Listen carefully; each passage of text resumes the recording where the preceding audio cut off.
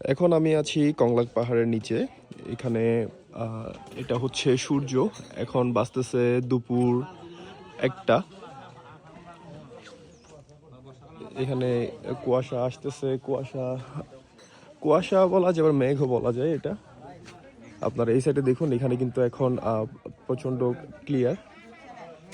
আবার উপর সাইডে যদি তাকান তাহলে সেক্ষেত্রে দেখতেছেন এখানে সবগুলো হচ্ছে মেঘে ভরে গিয়েছে। এটা দেখুন সূর্য। আবার এই সাইডে দেখুন, এখানে কিন্তু মেঘে কিন্তু পুরোটা ঢেকে আছে এখনো। দুপুর 1টা বাজে এখন।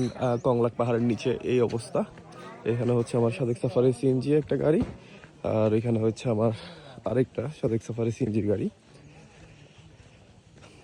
আমরা দুই গাড়ি নিয়ে এখন হচ্ছে কংলাক পাহাড়ে আসছি।